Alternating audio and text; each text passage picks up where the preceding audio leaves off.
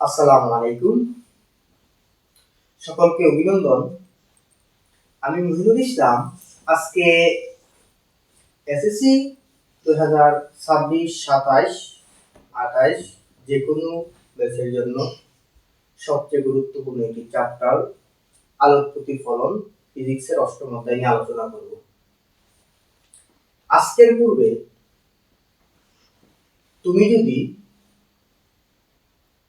এই চ্যাপ্টারটি না পড়ে থাকো, তাহলে আজকের ক্লাসটি যদি তুমি ভালোভাবে করো এবং নোট করো, তাহলে তোমার কোন স্কুলের প্রশ্ন অথবা কোনো বোর্ড প্রশ্ন তোমাকে আটকাতে পারবে না ইনশাআল্লাহ। আজকে আমি বেসিক থেকে শুরু করে সিকিউ এবং বই থেকে যে এমসিকিউ আসে তা নিয়ে আমরা আলোচনা করব। অর্থাৎ বেসিক থেকে অ্যাডভান্স লেভেল পর্যন্ত আমরা আলোচনা করব, বেসিক টু অ্যাডভান্স। এবং বেসিক আলোচনার সাথে সাথে আমরা 10টি বোর্ড প্রশ্ন, তার সাথে স্কুলের প্রশ্ন আজকে আমরা সমাধান করব ইনশাআল্লাহ। তাহলে চলো আমরা আজকে আমাদের ক্লাস শুরু করে দিই।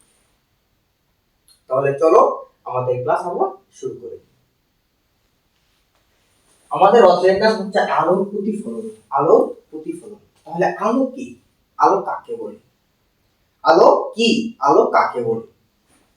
আলো হচ্ছে এক ধরনের শক্তি। আলো কি? আলো হচ্ছে এক ধরনের শক্তি যা আমাদের দর্শনের অর্থাৎ দেখার অনুভূতি জাগায়। অর্থাৎ শক্তি। শব্দ কি? তাহলে আমরা বলি কি, শব্দ এক ধরনের শক্তি যা আমাদের শোনার অনুভূতি জাগায়। ঠিক তদ্রূপভাবে আলো কি? আলো এক ধরনের শক্তি যা আমাদের দেখার অনুভূতি জাগায়, অর্থাৎ দর্শনের অনুভূতি জাগায়। আর আলোর প্রতিফলন কি? চ্যাপ্টারটা মানে কি? আলোর প্রতিফলন মানে কি? মনে করো একটি আয়না। তুমি যে তোমার চেহারা দেখো, একটি আয়না। মনে করো এটি কি? আয়না। এখন এ হচ্ছে তোমার ঘর বা বাতাস মাধ্যম, স্বাভাবিক বাতাস মাধ্যম। কি মাধ্যম? বাতাস মাধ্যম। এটা গ্লাস অর্থাৎ আয়না। আচ্ছা, দুইটা নিয়ে আয়না, দর্পণ। এখন মনে করো তুমি একটা লাইট দিলা, টর্চ অর্থাৎ আলো দিলা, কোনভাবে আয়নাটির উপর একটি আলো প্রবেশ করবে। তাহলে কি হবে? আলোটি আবার কিছু সংখ্যক আলো তো ভিতরে দেখাই যাবে, আর কিছু সংখ্যক আলো কিন্তু তোমার এই পৃষ্ঠে আবার কি হবে? ফিরে চলে আসবে। আবার এদিকে ছাড়লে, আবার নিক্ষেপ করলে আবার এদিকে চলে আসবে।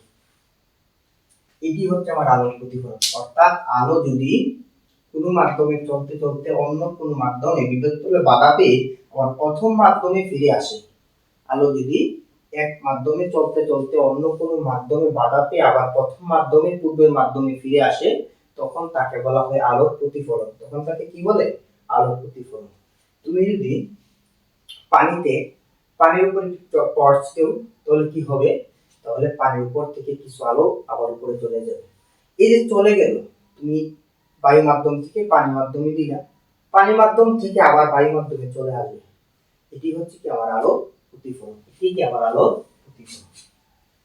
এই অধ্যায় থেকে আমরা যা পড়বো আমাদের পরীক্ষার জন্য যা ইম্পর্টেন্ট, এ হচ্ছে আমার দর্পণ নিয়ে আলোচনা করতে হবে। দর্পণ অর্থাৎ আয়না নিয়ে আমাদের কি করতে হবে? পড়তে হবে। দর্পণ নিয়ে আমাদের পড়তে হবে। দর্পণ। দর্পণ মনে রাখবা, দর্পণ হচ্ছে দুই প্রকার। একটা হচ্ছে মসৃণ আর একটা হচ্ছে অমসৃণ। একটা কি? মসৃণ আর একটা হচ্ছে অমসৃণ। একটা হচ্ছে মসৃণ দর্পণ, মসৃণ, আর একটা হচ্ছে অমসৃণ, অমসৃণ। একটা হচ্ছে মসৃণ দর্পণ আর একটা হচ্ছে অমসৃণ। মসৃণ দর্পণ কাকে বলে? যে দর্পণে আলো নিয়মিত প্রতিফলন ঘটায়। অর্থাৎ নিয়মিত প্রতিফলন কি? তুমি একটি স্বচ্ছ কাচ হতে পারে। আর অনিয়মিত মানে মনে করো নিয়মিত প্রতিফলন হচ্ছে তুমি এখানে একটা আলোক রশ্মি দিলা, এখানে একটা আলোক রশ্মি, এখানে একটা আলোক রশ্মি দিলা, এখানে একটা আলোক, তারা একই ভাবে এইভাবে যাবে। এ হচ্ছে আমার কি? মসৃণ। অর্থাৎ তার একটা নির্দিষ্ট অ্যাঙ্গেলে যাবে। আর অমসৃণ কি? মনে করো একটি আমার দর্পণ, এই দর্পণের উপর তুমি এখান থেকে আলো দিলা, এখান থেকে আলো দিলা, এখান থেকে আলো দিলা, কিন্তু হিসাবে একটি দিকে যাওয়ার কথা ছিল, কিন্তু না, একটা আলোক রশ্মি দিকে চলে গেল, একটি দিকে চলে গেল, একটি দিকে চলে গেল, অর্থাৎ নিয়মিত অনিয়মিত। যদি অনিয়মিত প্রতিফলন ঘটে তখন তাকে বলা হবে অমসৃণ, আর যদি নিয়মিত প্রতিফলন ঘটে তখন তাকে বলা হবে মসৃণ। তাহলে আশা করি মসৃণ এবং অমসৃণ দর্পণটি ক্লিয়ার। এখন অন্য দিক দিয়ে যদি আমরা বিবেচনা করি তাহলে দর্পণ হচ্ছে মসৃণ দর্পণ হচ্ছে দুই প্রকার। একটা হচ্ছে গোলীয় দর্পণ, আর একটা হচ্ছে সমতল দর্পণ, একটি হচ্ছে সমতল দর্পণ আর একটি হচ্ছে গোলীয় দর্পণ। গোলীয় দর্পণ এই অধ্যায় থেকে মূলত আমরা গোলীয় দর্পণ নিয়ে পড়ব। একটি হচ্ছে আমার সমতল দর্পণ আর একটি হচ্ছে গোলীয় দর্পণ। সমতল দর্পণ কোনগুলো? যেগুলো আমরা প্রতিনিয়ত ব্যবহার করে থাকি। আর গোলীয় দর্পণ কি? অর্থাৎ গোলকের অংশ থেকে, একটি গোলকের অংশ থেকে আমরা যদি একটু অংশ কেটে নিই তাহলে যে একটি দর্পণ পাবো এই হচ্ছে আমার গোলীয় দর্পণ। এই গোলীয় দর্পণ হচ্ছে আমার দুই ভাগে বিভক্ত। একটি হচ্ছে আমাদের উত্তল দর্পণ আর একটি হচ্ছে আমার অবতল দর্পণ। কি দর্পণ? একটি হচ্ছে আমার উত্তল দর্পণ আর একটি হচ্ছে অবতল দর্পণ। অবতল দর্পণ, একটি হচ্ছে উত্তল দর্পণ আর একটি হচ্ছে অবতল দর্পণ। একটি হচ্ছে উত্তল দর্পণ আর একটি হচ্ছে অবতল দর্পণ। উত্তল দর্পণ কি? মনে করো এটি হচ্ছে আমার একটি দর্পণ। মনে করো একটা গোলকের একটি গোলক, মনে করো এই গোলকের একটুখানি অংশ আমি কি করলাম? কেটে নিলাম। একটু অংশ আমি কেটে নিলাম। কেটে নিলাম মানে কি? একটি দর্পণ হবে। এখন এখন আমি সিলভারিং করব। সিলভারিং করা মানে কি? তোমার বাসায় যে ছোট আয়না তোমরা ইউজ করো, দর্পণগুলো ইউজ করো, এগুলার পিছে দেখবা একটি নায়িকার ছবি এবং তার সাথে বিভিন্ন বস্তুর প্রলেপ দেওয়া আছে। এই প্রলেপ দেওয়ার নাম হচ্ছে সিলভারিং করা। এগুলো হতে পারে অ্যালুমিনিয়ামের, হতে পারে সিলভারের, এগুলোর নাম হচ্ছে সিলভারিং করা। তাহলে এই দর্পণগুলোর সিলভারিং করা হবে। মনে করো এই যে আমার অংশটি, এই অংশ অর্থাৎ হাত, এই হাতের একটি এই অংশ ভিতর দিকে বাস করা আর একটা বাহিরের দিকে, এই দুটি অংশের মাঝে একটি হচ্ছে আমার উত্তল অংশ। কি অংশ? বাহিরেরটি কি অংশ আমার? বাহিরেরটি হচ্ছে আমার উত্তল অংশ এবং ভিতরেরটি আমার অবতল অংশ। ভিতরেরটি কি অংশ? ভিতরেরটি হচ্ছে অবতল অংশ।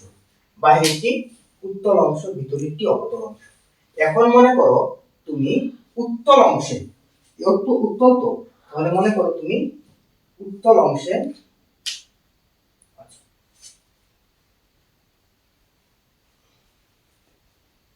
আমাদের মূল পড়া হচ্ছে উত্তল দর্পণ এবং অবতল দর্পণ নিয়ে। মনে করো এই তো দর্পণ, এই দর্পণের উত্তল অংশে তুমি প্যারা লাগাই দিলে, অর্থাৎ তুমি সিলভারিং করো উত্তল অংশে।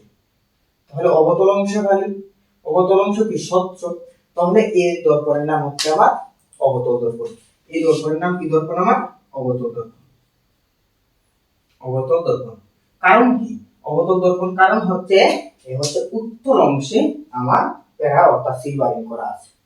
এবং এই যদি আমরা আরেকটি দর্পণ হয় তো এর ভিতরের অংশ অর্থাৎ অবতল অংশে যদি আমার সিলভারিং করা হয় তাহলে উত্তল অংশে তো আমার স্বচ্ছ আছে, তাহলে এই দর্পণের নাম হচ্ছে আমার উত্তল দর্পণ। উত্তল দর্পণ, উত্তল দর্পণ অর্থাৎ সুস্পষ্ট কি দাঁড়াইলো? আমার যদি উত্তল অংশে সিলভারিং করা থাকে তাহলে এর নাম হচ্ছে অবতল দর্পণ, আর অবতল দর্পণে সিলভারিং করা থাকলে দর্পণের নাম হচ্ছে উত্তল দর্পণ। উত্তল অংশে সিলভারিং করা থাকলে হচ্ছে অবতল দর্পণ, অবতল অংশে সিলভারিং করা থাকলে এর নাম কি দর্পণ? উত্তল দর্পণ। কি দর্পণ? উত্তল দর্পণ। আচ্ছা, এখন আমরা জানিয়ে পড়ব সবচেয়ে বেশি গুরুত্বপূর্ণ তোমার পরীক্ষার জন্য এই হচ্ছে আমার উত্তল দর্পণ। কি দর্পণ? উত্তল দর্পণ। এই উত্তল দর্পণ অবতল অংশ সবচেয়ে বেশি গুরুত্বপূর্ণ অবতল দর্পণ। অবতল দর্পণ নিয়ে করি। এই অবতল দর্পণ যদি এ হয় তাহলে আমরা কি করলাম? একটি গোলক থেকে কেটে নিলাম। এই অবতল অংশ, এই আয়নাটা কোথায় থেকে কেটে নিলাম? একটা গোলক থেকে কেটে নিলাম না? তাহলে গোলকের কি আছে? একটি বিন্দু আছে না? গোলকের কি আছে? একটি বিন্দু। বিন্দু আছে এবং মনে করো এই হচ্ছে আমার একটি এই যে দর্পণটির একটি বিন্দু। তাহলে এই দর্পণের যে বিন্দুটি আছে এই বিন্দুটি ধরে আমি পি, এবং এই কেন্দ্র, এই বৃত্তের যে কেন্দ্র আছে এই কেন্দ্রটিকে আমি ধরে নিই সি। বৃত্তের কেন্দ্রটিকে কি ধরে নিলাম? সি। তাহলে এটি হচ্ছে কি আমার এতটুক যেমন একটা দূরত্ব পেলাম, এই দূরত্বটা হচ্ছে আর। আর মানে কি বৃত্তের ব্যাসার্ধ। কিন্তু এখানে যেহেতু আমি বৃত্তটাকে মিশিয়ে দিলাম, তাহলে আমরা মনে রাখবো যে আর মানে হচ্ছে আমার বক্রতার ব্যাসার্ধ। আর মানে কি আর মানে হচ্ছে আমার বক্রতার ব্যাসার্ধ। তাহলে এখানে মনে রাখবো কি, তাহলে আমি এখানে মনে রাখলাম আর মানে হচ্ছে বক্রতার ব্যাসার্ধ। আর মানে কি বক্রতার ব্যাসার্ধ। তাহলে সি কি, আমার বৃত্ত যখন ছিল তাহলে সি ছিল আমার বৃত্তের কেন্দ্র। তাহলে এখানে তো সি নাই, এখানে তো বৃত্ত নাই, আছে কি দর্পণ। এটা দর্পণের কেন্দ্র। তাহলে আমি সি মানে রাখবো কি দর্পণের কেন্দ্র। দর্পণের কেন্দ্র যেই কথা, বক্রতার কেন্দ্র একই কথা। তাহলে আমি বলবো এটা বক্রতার কেন্দ্র। এটা কি বক্রতার কেন্দ্র। সি মানে কি, সি মানে হচ্ছে বক্রতার কেন্দ্র। দেখো সি এবং এফ আর দূরত্ব। তাহলে আর এর যদি আমরা ডিভাইড করি, একটা মান পাবো। এই মানটি হচ্ছে এফ এর মান। কার মান? এফ এর মান। অর্থাৎ সি এবং এফ এর মধ্যবর্তী একটি বিন্দু থাকবে। সি এবং এফ এর মধ্যবর্তী একটি বিন্দু থাকবে, যে বিন্দুকে প্রকাশ করা হবে এফ দ্বারা। সি এবং এফ এর মধ্যবর্তী একটি বিন্দু থাকবে, যে বিন্দুকে প্রকাশ করা হবে এফ দ্বারা। তাহলে এফ কি? তাহলে এফ হচ্ছে আমার প্রধান ফোকাস। এফ দ্বারা কি প্রকাশ করবে? এফ দ্বারা প্রকাশ করবে প্রধান ফোকাস। আচ্ছা ফোকাস থেকে আমি ফোকাস বিন্দু। এফ দ্বারা প্রকাশ করবে কি বিন্দু? এটা হচ্ছে আমার ফোকাস বিন্দু। এফ দ্বারা প্রকাশ করবে এটা হচ্ছে ফোকাস বিন্দু। তাহলে আমার সি এফ এর যে দূরত্ব, এই সি এফ এর যে দূরত্ব আর পি এফ এর দূরত্ব কি হবে? পরস্পর সমান হবে। অর্থাৎ সি এফ যদি হয় আর, আর পি এফ হবে কি আর। তাহলে আরে আরে হবে আমার 2r। আরে আরে হবে কি 2r। এই তো লড়াচড়া করছে আওয়াজ হচ্ছে, যে কম্বল আওয়াজ হচ্ছে। দেখো বলছিলাম যে সিএফ এবং পিএফ পরস্পরের আর আর। অর্থাৎ এই যদি হয় r/2, এটা হবে আমার r/2। অর্থাৎ তাদের মোট দূরত্ব যদি হয় r, তাহলে সিএফ এর যে দূরত্ব এবং পিএফ এর যে দূরত্ব, তাদের দূরত্ব পরস্পর সমান হবে। যেহেতু সম্পূর্ণটা r, তাহলে সিএফ হবে r/2 এবং পিএফ হবে কি r/2। অর্থাৎ f এর মান হচ্ছে f সমান হচ্ছে আমার r/2। অর্থাৎ r = 2f। এটা হচ্ছে একটি সূত্র, মনে রাখতে হবে। আচ্ছা তারপরে যা আমাদের মনে রাখতে হবে, যে পি বিন্দু একটি রাখলাম। অর্থাৎ f = r/, আচ্ছা এই পি যে আমি একটি বিন্দু রাখলাম, পি বিন্দু, এই পি বিন্দুটির নাম হচ্ছে মেরু বিন্দু, দর্পণের মেরু। যেমন পৃথিবীর একটি দুটি বিন্দু আছে মেরু অঞ্চল, ঠিক তদ্রূপভাবে দর্পণের একটি বিন্দু আছে। বিন্দুটির নাম কি? বিন্দুটির নাম হচ্ছে মেরু বিন্দু। বিন্দুটির নাম কি বিন্দু? মেরু বিন্দু। কি বিন্দু? মেরু বিন্দু। এই হচ্ছে আমার চারটি কথা, যে দর্পণের সবচেয়ে গুরুত্বপূর্ণ চারটি কথা। এই হচ্ছে আমার বক্রতার কেন্দ্র, প্রধান ফোকাস, মেরু বিন্দু। আর হচ্ছে এখানে যে আর থাকবে, আর হচ্ছে আমার বক্রতার ব্যাসার্ধ। আর কি? আর হচ্ছে আমার বক্রতার ব্যাসার্ধ। এখন মনে করো যে এখান থেকে একটি দর্পণ, এখান থেকে এখানে তুমি দাঁড়িয়ে আছো, এখানে তুমি দাঁড়িয়ে আছো। আচ্ছা এখানে তুমি দাঁড়িয়ে আছো, এখানে এখানে দাঁড়িয়ে তুমি এখন লাইট দিবা, এদিকে লাইট দিবা। তো লাইটটি কোথায় থেকে যাচ্ছে? লাইটটি যাচ্ছে তোমার থেকে। তাহলে তুমি হচ্ছে আমার লক্ষ্যবস্তু। তুমি কি? তুমি হচ্ছে লক্ষ্যবস্তু। তুমি কি? লক্ষ্যবস্তু। আর মনে করো এর যে বিম্ব গঠিত হবে, বিম্ব মনে করো অনেক দূরে গিয়ে গঠিত হইল। একটি প্রতিবিম্ব বা ছবিটিকে অনেক দূরে, তোমার পিকচারটিকে অনেক দূরে প্রকাশিত হলো, তো এটা হবে আমার বিম্ব। আর তুমি যে যেখান থেকে উৎস থেকে গেছি, উৎসটা কি? উৎস হচ্ছে আমার লক্ষ্যবস্তু। উৎস বুঝছো? তাহলে এখানে দেখো আমার যা মনে রাখতে হবে,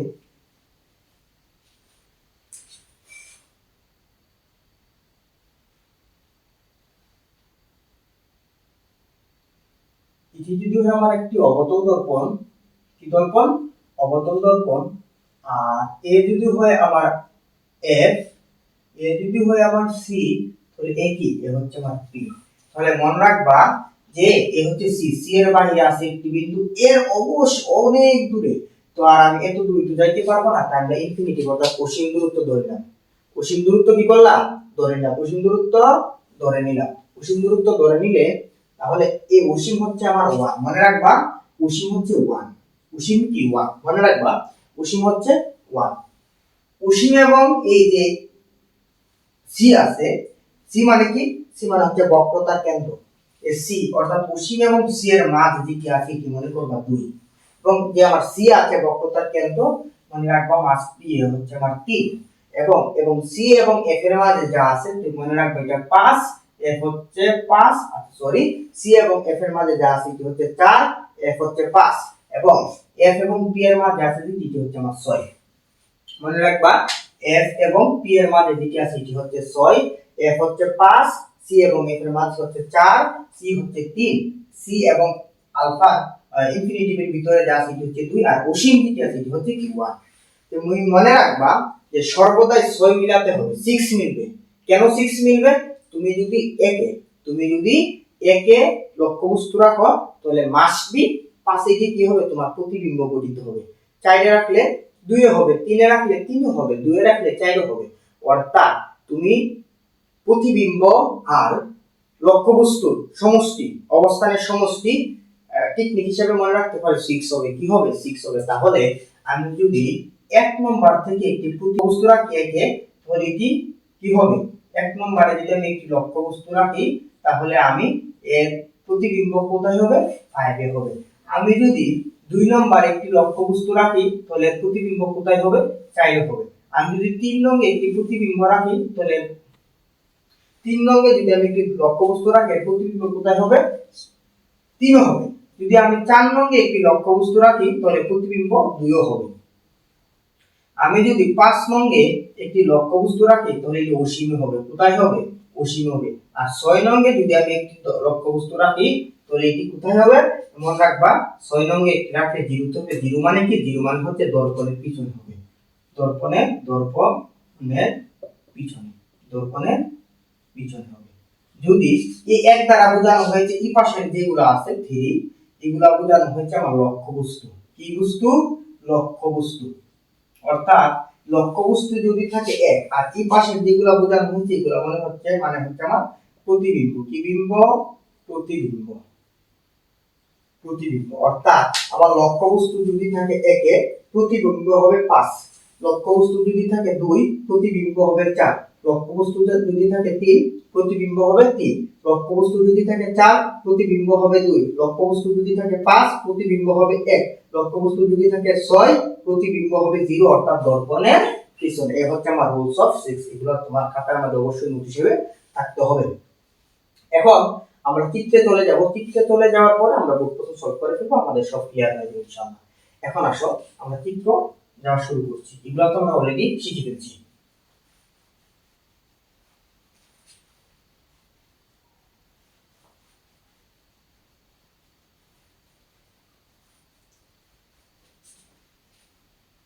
আমরা রুলস অফ 6 টি আবার লিখি।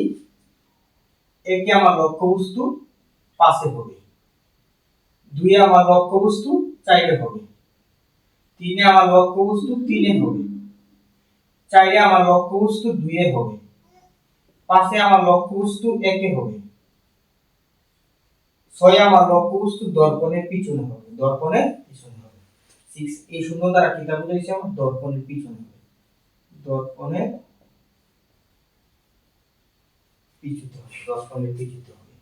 তাহলে এখন আমি চিত্রগুলা আঁকা শুরু করি। এক আঁকবো পরে, আগে আমরা 2 থেকে আঁকা শুরু করি। অর্থাৎ এটি যদি হয় আমার একটা অবতল দর্পণ, তোমরা সুন্দর করে জ্যামিতি বক্স ব্যবহার করে, স্কেল, কম্পাস এগুলো ব্যবহার করে আঁকবা। এটি হচ্ছে আমার পি বিন্দু, এটি হচ্ছে আমার এফ বিন্দু, এটি হচ্ছে আমার সি বিন্দু। আর এটি তো অসীম, অসীম মানে কত? 1। তাহলে অসীম এবং সি এর মাঝে কত? 2। তাহলে আমি 2 নম্বরে যদি বস্তু রাখি তাহলে বস্তুর অবস্থান কোথায়? এই লক্ষ্যবস্তুর অবস্থান। আমি লক্ষ্যবস্তুর অবস্থান দিকে লিখি যে লক্ষ্য বস্তুর অবস্থান। লক্ষ্যবস্তুর অবস্থান কোথায় হবে? লক্ষ্যবস্তুর অবস্থান যদি আমার অসীম এবং সি এর মাঝে থাকে, তোমরা লিখো লক্ষ্যবস্তুর অবস্থান অসীম এবং সি এর মাঝে। আমি সংক্ষেপে লিখি অসীম মানে ইনফিনিটিতে অসীম ও সি এর মাঝে, অসীম ও সি এর মাঝে। লক্ষ্যবস্তু যদি আমার অসীম এবং সি এর মাঝে হয়, লক্ষ্যবস্তু যদি অসীম ও সি এর মাঝে হয়, তাহলে তাহলে কি হবে? তাহলে এখানে হচ্ছে আমার লক্ষ্যবস্তু, এটি কি, এটি হচ্ছে আমার লক্ষ্যবস্তু। তাহলে প্রধান অক্ষের সমান্তরাল একটি আলো যাবে। প্রথমে কি হবে? এই যে আমার বস্তুটি আছে, বস্তুটি থেকে প্রধান অক্ষের সমান্তরাল একটি আলো যাবে। তাহলে একটি এখানে তিনটি সূত্র আছে, দুটি সূত্র এখন দেখি, তারপরে আমরা প্রয়োজন অনুসারে সূত্রটি লিখব। অর্থাৎ প্রধান অক্ষের সমান্তরালে যদি কোনো একটি আলো যায়, প্রধান অক্ষের সমান্তরালে কোনো একটি আলো দিলে, অর্থাৎ প্রধান অক্ষের, আচ্ছা প্রধান অক্ষ কোনগুলো? এই যে আমার দাগ, অর্থাৎ সি এফ পি বিন্দু দিয়ে যে রেখাটি অতিক্রম করেছে, এই অক্ষটির নাম হচ্ছে আমার প্রধান অক্ষ। কি? প্রধান অক্ষ। অর্থাৎ প্রধান অক্ষের সমান্তরালে, সমান্তরালে আলোক রশ্মি, আলোক রশ্মি অতিক্রম করলাম, সংক্ষেপে লিখি গেলে, তা প্রধান ফোকাস দিয়ে দেয়। কি দিয়ে যায়? প্রধান ফোকাস দিয়ে দেয়, প্রধান ফোকাস দিয়ে দেয়, প্রধান ফোকাস দিয়ে দেয়। অর্থাৎ প্রধান অক্ষের সমান্তরাল একটা আলো গেছে, এটি দর্পণে বাধা পেয়ে, মনে করি এক বিন্দুতে বাধা পেয়ে, তো দর্পণে বাধা পেয়ে প্রধান অক্ষের সমান্তরালে একটি আলো রশ্মি গেছে, তো এই দর্পণে বাধা পেয়ে প্রধান ফোকাস দিয়ে চলে আসবে। কোথায় দিয়ে চলে আসবে? প্রধান ফোকাস দিয়ে চলে আসবে। কোথায়? প্রধান ফোকাস দিয়ে চলে আসবে। আরেকটি সূত্র হচ্ছে, যদি আমার এটি প্রধান ফোকাস দিয়ে যায়, এই আলোক রশ্মিটি প্রধান ফোকাস দিয়ে যায়, কোথায় দিয়ে যায়? প্রধান ফোকাস দিয়ে যায়, তাহলে এটি কি হবে? তাহলে এটি আমার প্রধান অক্ষের সমান্তরালে চলে আসবে, প্রধান অক্ষের সমান্তরালে চলে আসবে। যদি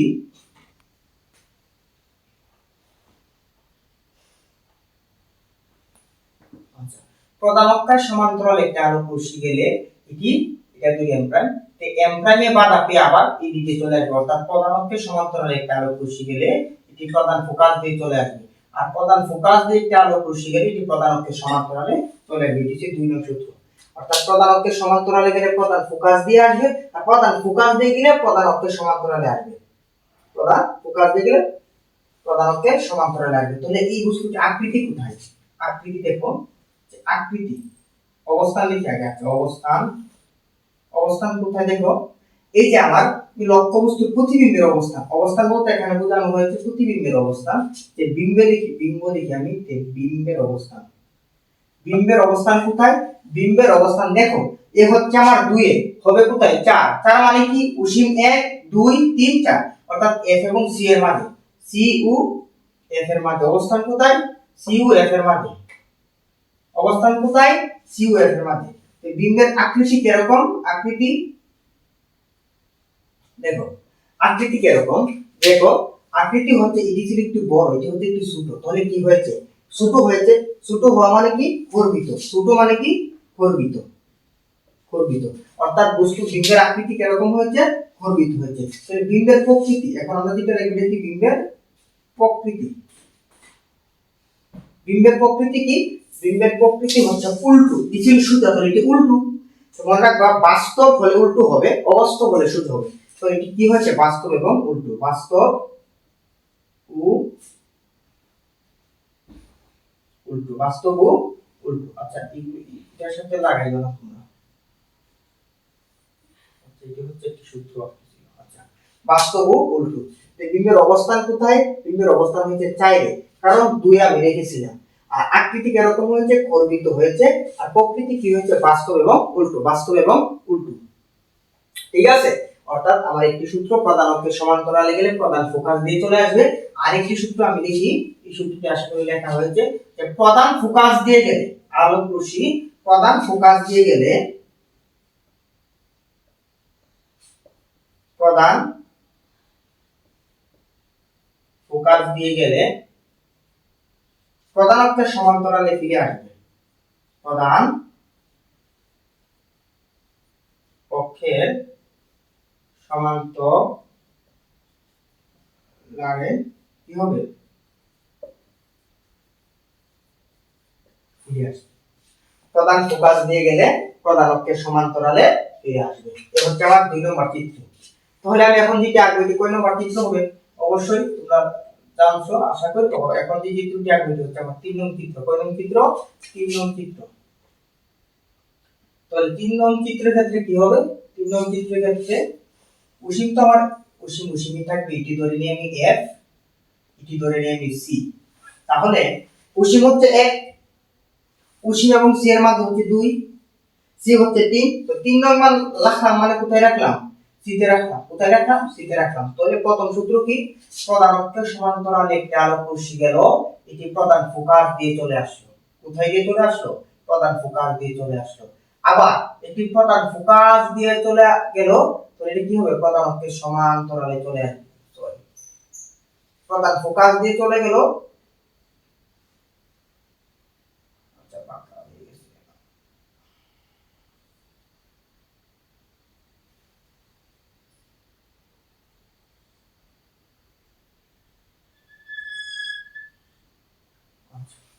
অর্থাৎ প্রধান ফোকাস দিয়ে চলে গেল, তাহলে এটি কি হবে? প্রধান অক্ষের সমান্তরালে আবার চলে আসবে। প্রধান অক্ষের সমান্তরালে আবার চলে আসবে। প্রথমে কি প্রধান অক্ষের সমান্তরালে গেছে, প্রধান ফোকাস দিয়ে চলে আসছে, আবার প্রধান ফোকাস দিয়ে চলে গেছে, প্রধান অক্ষের সমান্তরালে গেছে। রাখছি কোথায়? 3 এ রাখছি। রাখছি কোথায়? 3 এ। তাহলে 3 এ যদি আমি রাখি, রাখছি কোথায়? 3 এ রাখছি। 3 এ রাখলে কোথায় হবে? মাস্ট বি 3 হবে। 3 কি হয়েছে? হয়েছে। 3 মানে কি? সি বিন্দু। সি মানে কি ছিল আমার? সি মানে ছিল আমার বক্রতার ব্যাসার্ধ। কোথায়? বক্রতার কেন্দ্রে। অর্থাৎ অবস্থান কোথায়? সি তে। অর্থাৎ বক্রতার কেন্দ্রে। অবস্থান কোথায়? সি তে, বক্রতার কেন্দ্রে। আকৃতি কি? আকৃতি হচ্ছে আমার লক্ষ্যবস্তু। অর্থাৎ এই যে লক্ষ্যবস্তুটা ছিল, লক্ষ্যবস্তুর সমান হবে আমার বিন্দু। আকৃতি কি? লক্ষ্যবস্তুর সমান। লক্ষ্যবস্তুর সমান। আকৃতি কি? আকৃতি হচ্ছে লক্ষ্যবস্তুর সমান। আর প্রকৃতি এরকম, প্রকৃতি হচ্ছে দেখো উল্টো, এবং উল্টো হলে কি হয়? বাস্তব হয়। তাহলে বাস্তব এবং উল্টো। সি তে অবস্থান, অর্থাৎ সি তে। অর্থাৎ সি মানে কি? সি মানে হচ্ছে আমার বক্রতার কেন্দ্র। অর্থাৎ বক্রতার কেন্দ্রে তো অবস্থান। আকৃতি হচ্ছে উল্টো, যেহেতু তাহলে বাস্তব। আর সরি, প্রকৃতি কি? যেহেতু উল্টো তাহলে বাস্তব। আর আকৃতি এরকম, প্রধান লক্ষ্যবস্তুর সমান। আচ্ছা, আমি সূত্র তুমি ঠিক দিই এরকম হয়ে গেছে।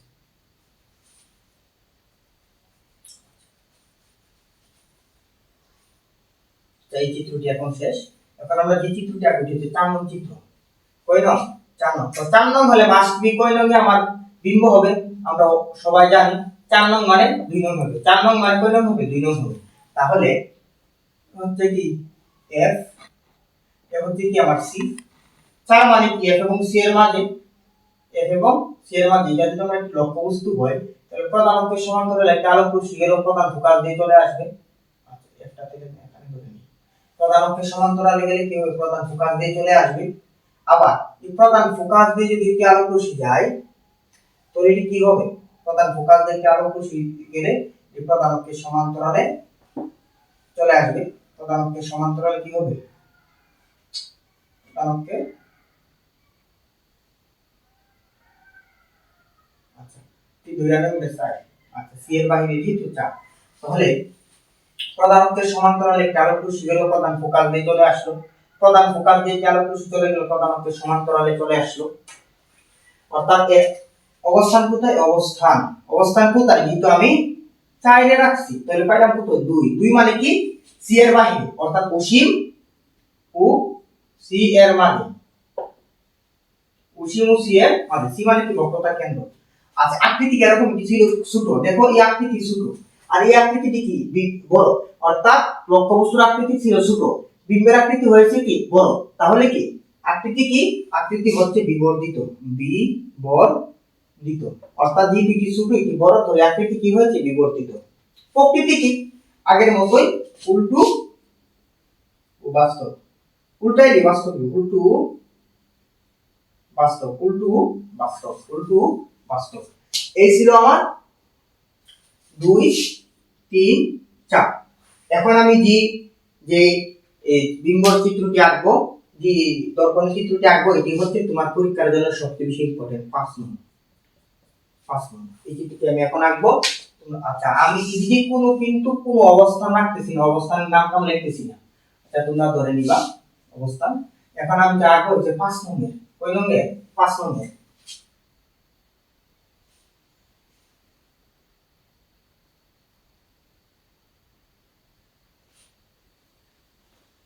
হচ্ছে পি, এ মানলাম, এটি কি এফ, এটি মানলাম, এটি কি হচ্ছে আমার সি, এটি মানলাম। তো 5 নং মানে কি? 5 নং মানে হচ্ছে 5 মানেই তো অসীমে, অসীমার সি মানে 2, সি 3, সি এবং এফ এর মাঝে 4, তাহলে এফ মানে কি 5। তাহলে প্রথম সূত্র অনুযায়ী আমার প্রধান অক্ষের সমান্তরাল একটা আরো খুশি ছাড়লাম, তাহলে প্রধান ফোকাস দিয়ে চলে আসবে। কোথায় দিয়ে চলে আসবে? প্রধান ফোকাস দিয়ে চলে আসবে। তাতে কি নাই, কোনো সন্দেহ নাই। হচ্ছে আচ্ছা এম দুই, আচ্ছা কোনো সন্দেহ নাই। প্রধান অক্ষের সমান্তরাল একটা আরো খুশি ছাড়লাম, এটি প্রধান ফোকাস দিয়ে চলে আসবে। আচ্ছা এখন দেখো এখানে কি আর কোন এফ বিন্দু আছে যে এফ বিন্দুটা ছাড়লে কি প্রধান অক্ষের সমান্তরালে চলে আসবে? বলে না। তাহলে নাই দিতে আমার একটা ব্যবস্থা করতে হবে। ব্যবস্থা করার জন্য আমাদের আরেকটি সূত্র আছে, সূত্রটি হচ্ছে 3 নং সূত্র। যদি বক্রতার কেন্দ্র দিয়ে আলোক রশ্মি যায়, যদি বক্রতার কেন্দ্র দিয়ে আলোক রশ্মি যায়, আলোক রশ্মি যায়, তবে আলোক রশ্মি সেই পথে ফিরে আসে। আলোক রশ্মি কি হয়? সেই পথে ফিরে আসে। সেই পথে কি হয়? সেই পথে ফিরে আসে। তাহলে আমার আলোক রশ্মি এখন সি বিন্দু দিয়ে যাবে। কোন বিন্দু দিয়ে যাবে? সি বিন্দু দিয়ে যাবে। তাহলে সি বিন্দু দিয়ে একটা আলোক রশ্মি গেল, এই তো একটা আলোক রশ্মি। তাহলে আবার কি সি বিন্দু দিয়ে গেল, আবার ওই পথে কি হবে? ফিরে আসবে। ওই পথে কি হবে? ফিরে আসবে। দেখো ওই পাশে কি কোনো মিলার সম্ভাবনা আছে? না। ওই পাশে কোনো কি মিলার সম্ভাবনা আছে? না। অসীমে গিয়ে মিলতে পারে। তাহলে এর অবস্থান কি? অবস্থান হচ্ছে ইনফিনিটি, অর্থাৎ অসীমে। অসীমে অবস্থান কি? অবস্থান হচ্ছে অসীমে। অসীমে। আকৃতি কি? বিবর্ধিত। কিন্তু না, এর আকৃতি কিন্তু বিবর্ধিত না। দেখো অনেক বড়, এটি হচ্ছে এদিকে আসলে অনেক বড়, তাহলে অত্যন্ত বিবর্ধিত। অত্যন্ত বিবর্ধিত। প্রকৃতি কি? এই বিম্বের প্রকৃতি কি? এই প্রকৃতি হচ্ছে যদি আমার নিচে আসে তাহলে কি হবে? উল্টো এবং বাস্তব, আবার উপরে গেলে কি হবে? অবাস্তব সোজা, অবাস্তব সোজা। তাহলে প্রকৃতি হতে পারে অবাস্তব, অবাস্তব সোজা, অথবা বাস্তব উল্টো, বাস্তব উল্টো। তোমার প্রশ্নে থাকবে যে অবাস্তব এবং বাস্তব উভয় প্রতিবিম্ব পাওয়া যায়, ওই রশ্মি চিত্রটি, ওই চিত্রটি, ওই দর্পণটির চিত্র আঁকো, তাহলে কিন্তু তোমার কি চিত্র কি করতে হবে? আঁকতে হবে। এটা হচ্ছে আমার সবচেয়ে বেশি গুরুত্বপূর্ণ। আচ্ছা আচ্ছা আশা করি এটি বুঝছো। অর্থাৎ কি হয়েছে, আমার প্রধান অক্ষের সমান্তরাল একটি আলোক রশ্মি গেছে, প্রধান ফোকাস দিয়ে চলে আসছে, বক্রতার কেন্দ্র দিয়ে একটি আলোক রশ্মি গেছে, আবার ওই পথে ফিরে আসছে। তাহলে বিম্বের অবস্থান আমরা কি, বিম্বের অবস্থান কোথায় আমরা এখনো জানতে পারতেছি না। তাহলে আমরা ধরে নিলাম অসীমে। তাহলে প্রকৃতি কিরকম হবে? উপরে গেলে হবে অবাস্তব সোজা, আর নিচে আসলে বাস্তব এবং উল্টো। আর আকৃতি কি? অনেক বড় হয়ে যাবে, অর্থাৎ বিবর্তিত। এখন যে চিত্রটি আমরা আঁকবো, এই চিত্রটি হচ্ছে 6 নং চিত্র। কয় নং চিত্র? 6 নং চিত্র। তাহলে 6 নং চিত্রে কি হবে? প্রধান হচ্ছে আমার প্রধান ফোকাস, না প্রধান অক্ষ। তো এ হচ্ছে আমার এফ, এ হচ্ছে আমার সি। তো এ হচ্ছে আমার কয় নং? 6 নং। তো 6 নং আমি একটি বস্তু রাখলাম। তাহলে প্রধান অক্ষের সমান 6 নং আমি একটি বস্তু রাখলাম, পরবর্তী আসি 6 নং আমি একটি বস্তু রাখলাম। তাহলে প্রধান অক্ষের সমান্তরালে একটা আলো গেলে প্রধান ফোকাস দিয়ে চলে আসবে, সবাই জানে, কারণ আমরা অলরেডি লিখেছি প্রধান অক্ষের সমান্তরালে একটা আলো গেলে প্রধান ফোকাস দিয়ে চলে আসবে। আরেকটি সূত্র হচ্ছে যদি আমার বক্রতার কেন্দ্র দিয়ে একটি আলোক রশ্মি যায়, তো এটি ওই পথে ফিরে আসে। তাহলে বক্রতার কেন্দ্র দিয়ে একটি আলোক রশ্মি গেল, তার ওই পথে ফিরে আসলো। তাহলে দেখো এই পাশে কি কোনো মিলার সম্ভাবনা আছে? কোনো দিনও না। তাহলে ওই দিনে আমি টানায় দিই, মানে একটু বৃদ্ধি করে দিই, বৃদ্ধি করে দেখো দূরে গিয়ে একটু মিললো। তাহলে কি তোর অবস্থান কোথায়? অবস্থান হচ্ছে যেহেতু 6 অবস্থান হলে কই হয়? 0। 0 মানে কি? দর্পণের পিছনে। 6 মানে কই? 0। 0 মানে দর্পণের পিছনে। তাহলে বিম্বের অবস্থান কি? বিম্বের অবস্থান হচ্ছে দর্পণের পিছনে। আকৃতি কি? দেখো বড় হয়েছে, কি ছোট ছিল একটু, অনেক বড় হয়েছে। তো বিবর্ধিত না অত্যন্ত বিবর্ধিত? অত্যন্ত বিবর্ধিত, অত্যন্ত বিবর্ধিত। প্রকৃতি কি? বাস্তব কি? অবশ্যই না। তাহলে অবাস্তব সোজা, অবাস্তব সোজা। এই হচ্ছে আমার 6 নং চিত্রটি। অর্থাৎ দর্পণের পিছনে গিয়ে প্রতিবিম্ব গঠন করে। প্রশ্ন থাকবে দর্পণের পিছনে গিয়ে প্রতিবিম্ব গঠন করে। তা নির্ণয় করতে সেটা অঙ্কন করো। তাহলে এই হচ্ছে আমার 6 নং চিত্রটি। এখন আমরা যে চিত্রটি আঁকবো এই হচ্ছে আমার 1 নং চিত্র। কোন নং চিত্র? 1 নং চিত্র। তাহলে 1 নং চিত্রটি কি? 1 নং চিত্র এ যদি হয় আমার একটি দর্পণ, উত্তল দর্পণ, তাহলে অসীম থেকে এ যদি হয় আমার পি, এ যদি হয় এফ, এ যদি হয় সি, তাহলে মুখস্থের মতো এটা রেখে দিবা যে অসীম থেকে এক জোড়া আলো আসে, এটি আমার প্রধান ফোকাসের নিচে গিয়ে বিম্ব গঠন করে। কোথায়? প্রধান ফোকাসের নিচে দিয়ে, মুখস্থের মতো রেখে দিবা প্রধান ফোকাসের নিচে। অর্থাৎ অসীম থেকে এক জোড়া আলো আসে দর্পণের বাঁধাকে প্রধান ফোকাসের নিচে গিয়ে প্রতিবিম্ব গঠন করে। তাহলে অবস্থান কোথায়? অবস্থান হচ্ছে প্রধান ফোকাসের নিচে, অর্থাৎ এফ এ। কোথায়? এফ এ। আকৃতি কি? খর্বিত, অনেক দূর থেকে আসছে, তাহলে ছোট, তাহলে কি এটা? খর্বিত, অত্যন্ত খর্বিত, আর কি অবাস্তব সুদা নাই, উল্টো দেহ, তাহলে বাস্তব উল্টো। এ ছিল আমার অবতল দর্পণের রশ্মি চিত্র। এই অবতল দর্পণের একটি কি চিত্র? রশ্মি চিত্র। কি চিত্র? রশ্মি চিত্র। এখন আমরা যে রশ্মি চিত্রগুলো আঁকবো উত্তল দর্পণের রশ্মি চিত্র। একটি রশ্মি চিত্র আঁকলে উত্তল দর্পণে আমার সব কভার হয়ে যাবে, একটি আঁকলে। আর যে তিনটি সূত্র অলরেডি, প্রধান অক্ষের সমান্তরালে গেলে প্রধান ফোকাস দিয়ে যায়, প্রধান ফোকাস দিয়ে গেলে প্রধান অক্ষের সমান্তরালে যায়, এবং বক্রতার কেন্দ্রে দিয়ে গেলে ওই পথে ফিরে আসি, যে আমাদের মাস্ককে মনে রাখতে হবে। এখন আমরা একটা দর্পণ আঁকলাম, মনে করি এটা একটি দর্পণ, এর অবতল অংশে প্যারা লাগাই, অর্থাৎ সিলভারিং করো অবতল অংশে। তাহলে কি হয়েছে? তাহলে এটি যদি হয় আমার পি বিন্দু, এটি যদি হয় আমার এফ বিন্দু, তাহলে মাস পি হচ্ছে আমার সি বিন্দু, আর এর বাইরে হচ্ছে আলফা ইনফিনিটি। আর ঠিক তদ্রুপভাবে এই অঙ্ক করতে গেলে আমরা ভিতরের দিক দিয়ে কি করতে হবে? বাড়িয়ে দিতে হবে। তাহলে আমরা এটা এফ, এটা হচ্ছে সি, কিন্তু পাস হচ্ছে। এখন উত্তল দর্পণের ক্ষেত্রে তুমি হতে পারে পি বিন্দুতে, সি বিন্দুতে, এফ বিন্দুতে, বা 1 2 3 4 5 6 যে কোনো বিন্দুতে রাখতে পারো, ডাজন্ট ম্যাটার। তুমি এখানে রাখতে পারো, এখানে, যে কোনো বিন্দুতে তুমি একটি লক্ষ্যবস্তু রাখতে পারো। তো কোথায় রাখবো? এর মধ্যে বললাম এখানে রাখি। যে কোনো একটি বিন্দুতে তুমি লক্ষ্যবস্তু রাখতে পারো, তাহলে প্রধান অক্ষের সমান্তরালে একটি আলোক রশ্মি যাবে, প্রধান অক্ষের সমান্তরালে আলোক রশ্মি গেলে কি হয়? প্রধান অক্ষের সমান্তরাল আলোক রশ্মি গেলে প্রধান ফোকাস দিয়ে যায়। তাহলে এখানে এটা তো প্রধান ফোকাস দিয়ে যাওয়ার কথা ছিল, কিন্তু এটা কি প্রধান ফোকাস দিয়ে যাবে?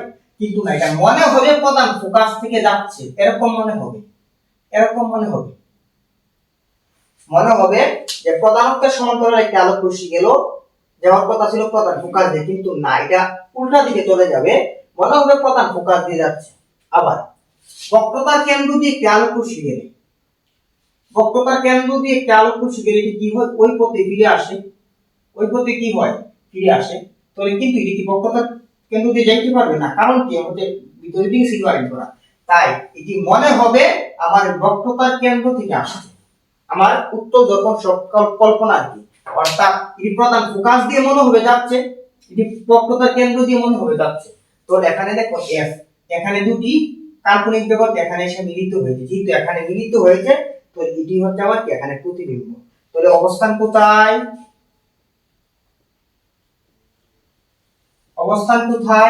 অবস্থান হচ্ছে পি এবং এফ এর মাঝে, পি ও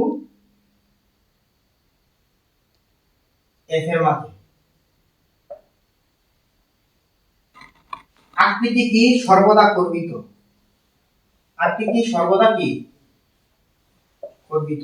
প্রকৃতি কি?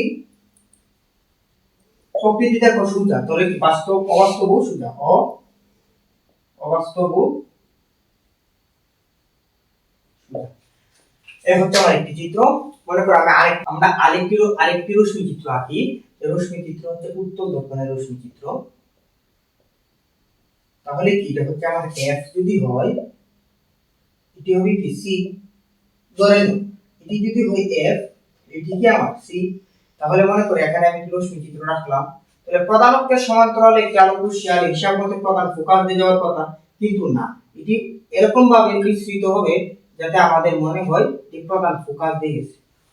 আর একটি কথা হচ্ছে, যদি এটি আবার প্রধান এই বক্রতার কেন্দ্র দিয়ে নিঃসৃত বক্রতার কেন্দ্রের দিকে নিঃসৃত হলে আবার ওই দিকে কি হবে, ফিরে যাবে, কারণ এখানে তো আর কোনো ওয়ে নাই, আমাদের মনে হবে এটি আমার সি থেকে এসেছে। তাহলে কাল্পনিক জগতের কথা, এটি এখানে এই দুটি বিন্দু যেহেতু কল্পনা জগৎ এখানে মিলিত হয়েছে, তাহলে এখানে তার বিন্দুর অবস্থান, তল অবস্থান কি, পি এবং এফ এর মাঝে, পি এবং এফ এর মাঝে আকৃতি কি, গর্বিত, এবং প্রকৃতি কি, অবাস্তব সোজা। অবাস্তব সোজা এই ছিল আবার উত্তল দর্পণের রশ্মিচিত্র। আশা করি দুটি উত্তল ও অবতল দর্পণের ক্লিয়ার। মনে রাখবো উত্তল দর্পণের আর, উত্তল দর্পণের আর, উত্তল দর্পণের আর সর্বদা নেগেটিভ হয়। উত্তল দর্পণের আর কি হয়, সর্বদা নেগেটিভ হয়। এখন আমরা কিছুটা সূত্র শিখব। সূত্র শিখে আমরা সূত্র শিখব যে সূত্র কি, সূত্র আমি জানি F r/T নম্বর সূত্র। আরেকটি সূত্র হচ্ছে r কি হবে, তাহলে r 2f। আর মানে কি, আর মানে হচ্ছে বক্রতার ব্যাসার্ধ, f মানে কি, প্রধান ফোকাস, f মানে হচ্ছে প্রধান ফোকাস। তো এইদিকে আমি লিখে দিই, f মানে হচ্ছে ফোকাস, কি ফোকাস, প্রধান ফোকাস। f মানে কি,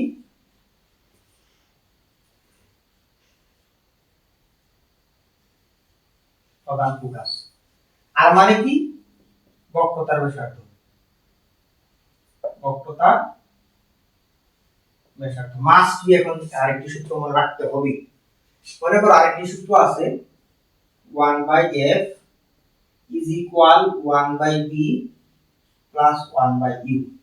এখানে f এর মান তো আমি জানি প্রধান ফোকাস, b এর মান কি, b মানে কি, b মানে মনে রাখবা, b মানে হচ্ছে বিম্ব, বিম্বের দৈর্ঘ্য, বিম্বের দূরত্ব। b মানে কি, বিম্বের দূরত্ব, অর্থাৎ p বিন্দু থেকে বিম্বের দূরত্ব। b মানে কি, p বিন্দু থেকে বিম্বের দূরত্ব। আর u মানে কি, u মানে হচ্ছে p বিন্দু থেকে লক্ষ্যবস্তুর দূরত্ব, লক্ষ্যবস্তুর দূরত্ব। u মানে তুমি, তুমি মনে করো জীবনের লক্ষ্যবস্তু, আমার জীবনের লক্ষ্যবস্তু তুমি মনে করো, তাহলে u মানে তুমি, তুমি আমার জীবনের লক্ষ্যবস্তু। তাহলে u হচ্ছে কি লক্ষ্যবস্তু, b মানে কি, ব আছে, এখানে ব আছে, এখানে ব আছে, তাহলে কি বিম্ব, বিম্বের দূরত্ব, u মানে লক্ষ্যবস্তুর দূরত্ব, f মানে প্রধান ফোকাস। তাহলে 1/f is equal 1/b plus 1/u। এর আরেকটি সূত্র, আরেকটি সূত্র আছে যে বিবর্ধন m is equal to modulus of b by u, মুখস্থ রাখবা, সমান modulus of l prime by l। এখানে l কি, l হচ্ছে আমার b এর দৈর্ঘ্য, u হচ্ছে কি, আর l হচ্ছে কি, u এর দৈর্ঘ্য। b হচ্ছে l prime, মানে l prime হচ্ছে b এর দৈর্ঘ্য, l হচ্ছে আমার u এর দৈর্ঘ্য। এই ছিল আমার তিনটি সূত্র আর চারটি সূত্র, এই তিনটি সূত্র, একটি দুটি তিনটি, এই তিনটি সূত্র। আর এখানে রশ্মি চিত্র আকার হচ্ছে তিনটি সূত্র, এই তিনটি সূত্র, তিনটি ছয়টি সূত্র আমার মাস্টই জানা রাখবে। আর আমার কিছু জিনিস এই বিসিকের ক্ষেত্রে দুটি জিনিস মিস হয়ে গেছে, সে হচ্ছে আলোক প্রতিফলনের দুটি সূত্র ছিল, এই হচ্ছে আমার এই সূত্রগুলা।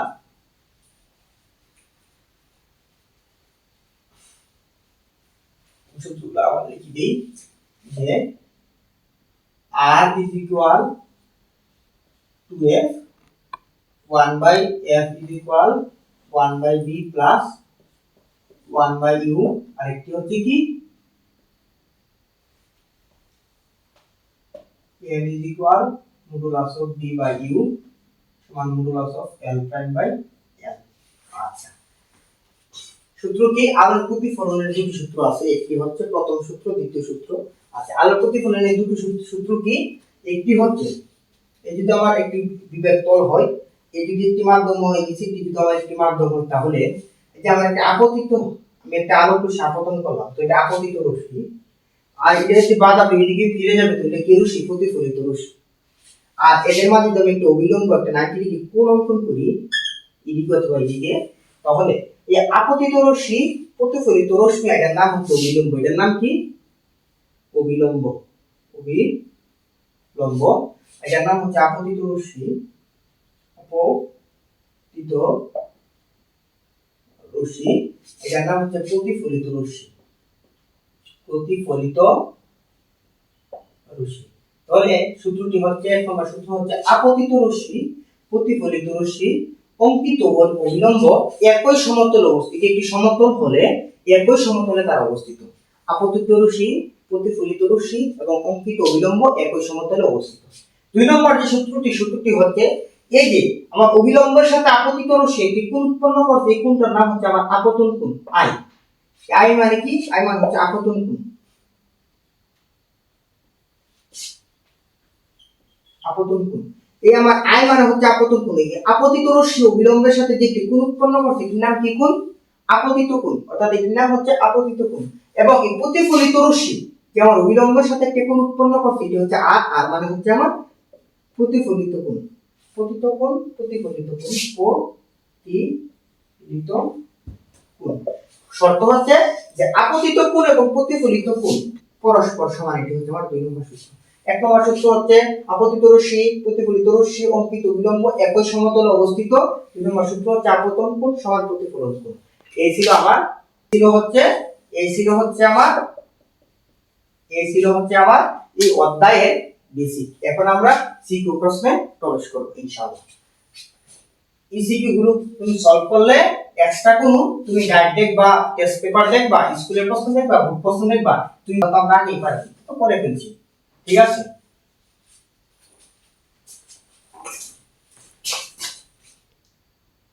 তোমরা প্রত্যেকে গাইড বই অথবা নোট বই খুলো।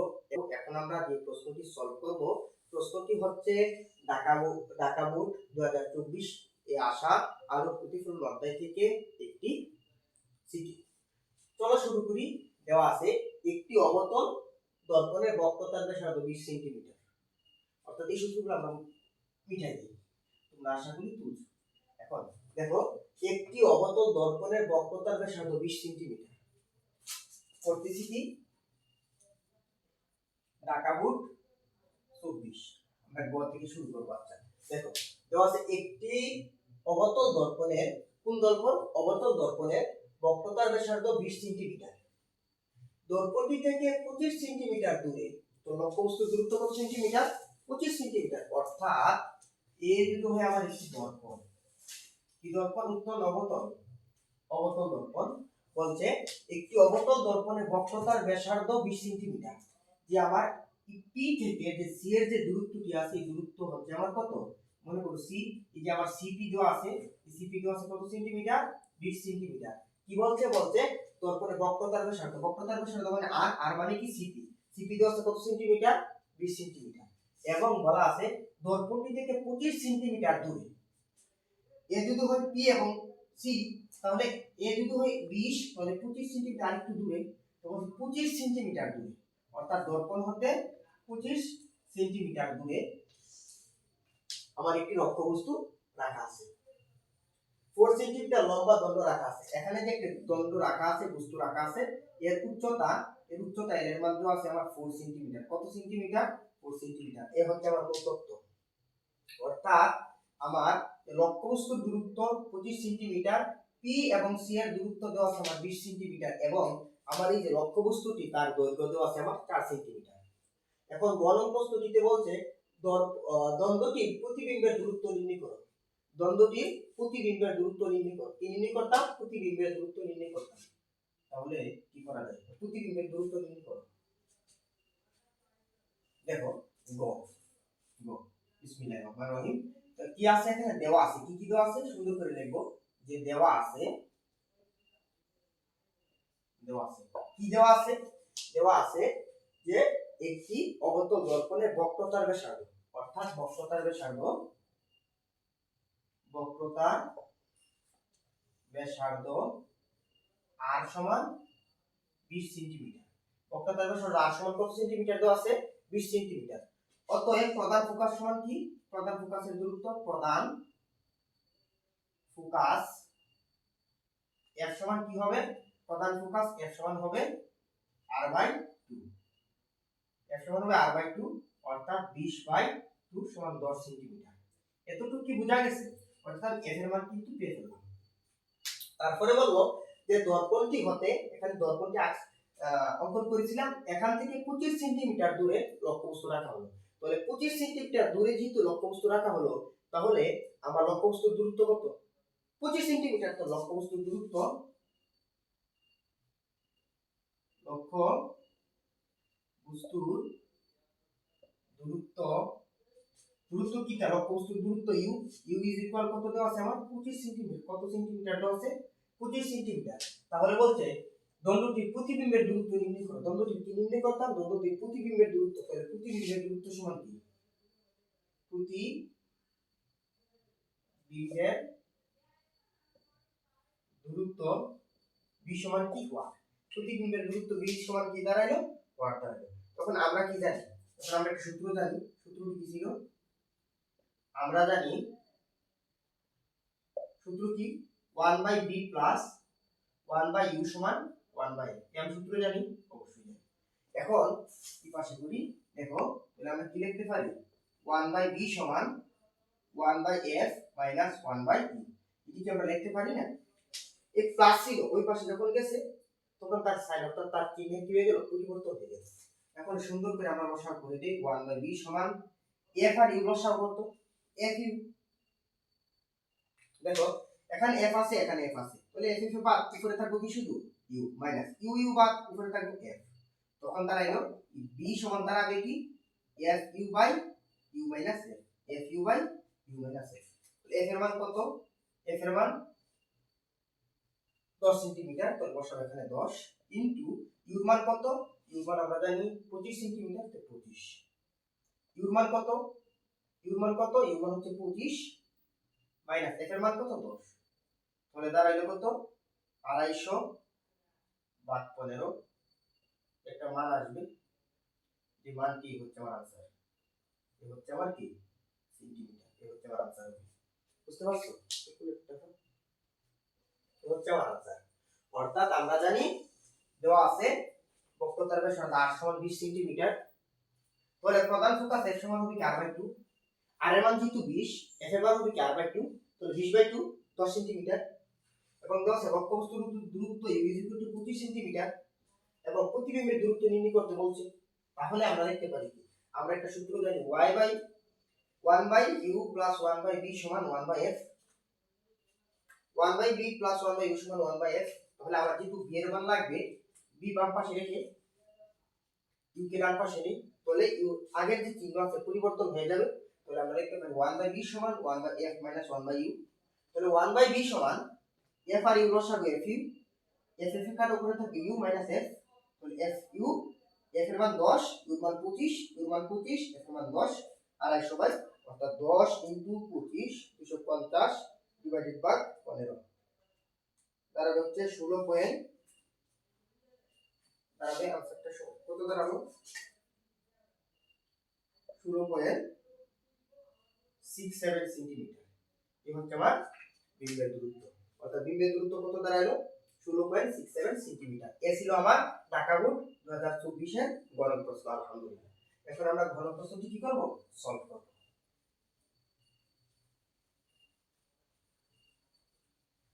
যে ঘন প্রশ্নটিতে বলা আছে যে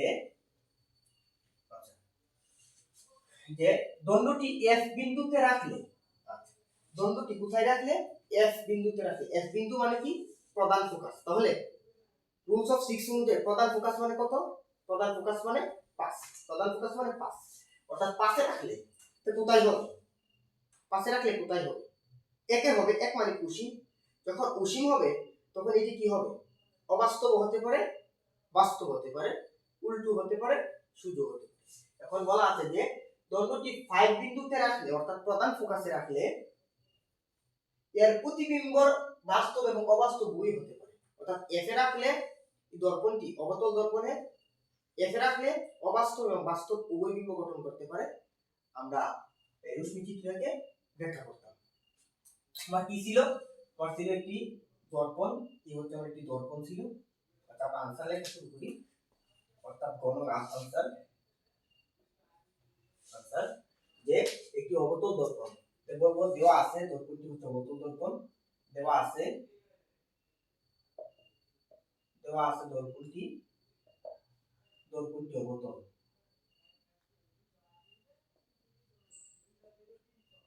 দর্পণটি অবতল। দর্পণটি কোথায়? কি দর্পণ? অবতল দর্পণ। এই দর্পণের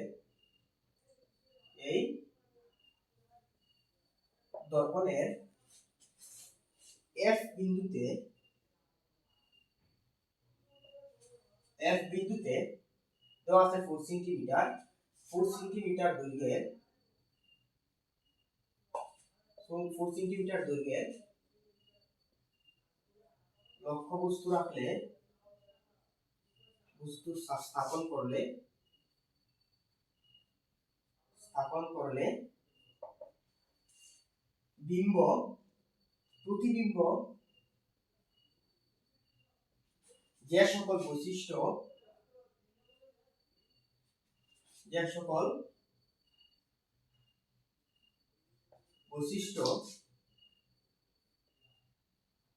প্রকাশ করবে তা রশ্মিচিত্র একে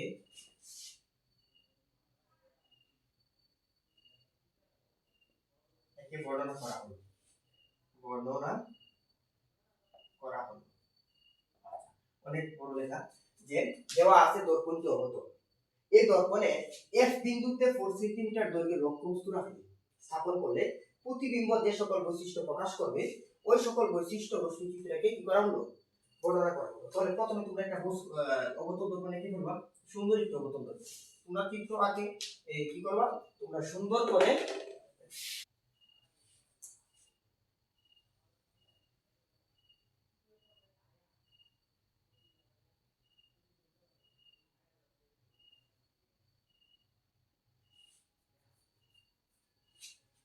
হচ্ছে আমার পি বিন্দু, তাহলে এটি হচ্ছে আমার এফ বিন্দু, এটি হচ্ছে আমার সি বিন্দু। এখন আমার সি এবং পি এর মধ্যবর্তী যে দূরত্ব, এই দূরত্ব অর্ধেক দূরত্ব হচ্ছে আমার পি এবং এফ এর মধ্যবর্তী দূরত্ব। এখানে বলছে 5 নং এর লক্ষ্যবস্তু রাখলে, 5 নং মানে কি এফ, এফ এর লক্ষ্যবস্তু রাখলে, তাহলে এফ এর যদি আমি লক্ষ্যবস্তু রাখি, এই তো আমি একটা লক্ষ্যবস্তু রাখলাম, তাহলে প্রধান অক্ষের সমান্তরালে একটি লক্ষ্যবস্তু হয়ে যাবে, যে কি হবে, প্রধান ফোকাস দিয়ে চলে আসবে, প্রধান অক্ষের সমান্তরালে একটি আলোক রশ্মি ছাড়লে এটি প্রধান ফোকাস দিয়ে চলে আসবে।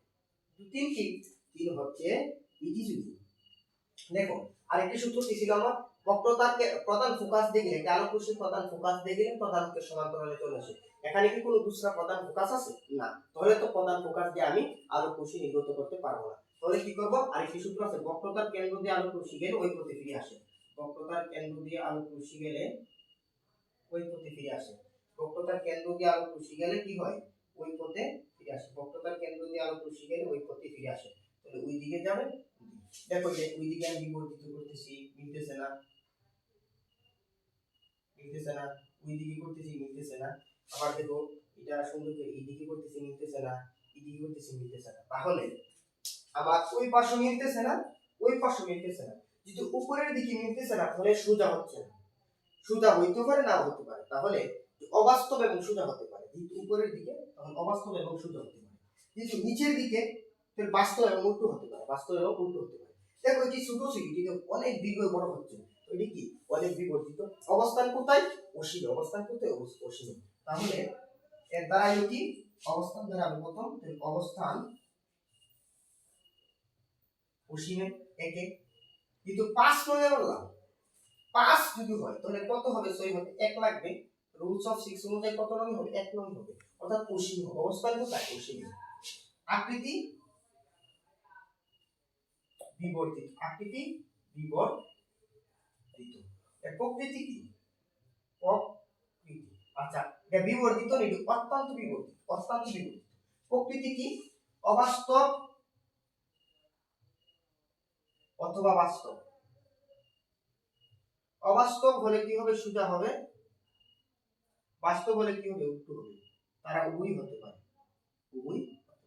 তাহলে তুমি বলবা যে প্রশ্নটি ছিল দণ্ডটি এক বিন্দুতে রাখলে এর প্রতিবিম্ব বাস্তব ও অবাস্তব উভয় হতে পারে, রশ্মিচিত্রের সাথে ব্যাখ্যা করো। বলবা উদ্দীপককে প্রধান ফোকাসে রাখলে এর অবস্থান অসীম হবে, আকৃতি বিবর্তিত হবে, প্রকৃতি অবাস্তব এবং বাস্তব উভয়ই হতে পারে। এই ছিল আমার ঢাকা বোর্ড 2024 এর ঘনক প্রস্তুতি। আলহামদুলিল্লাহ এখানে আমাদের ঢাকা বোর্ড 2024 এর ঘনক প্রস্তুতি কি হয়ে গেল, সলভ হয়ে গেল।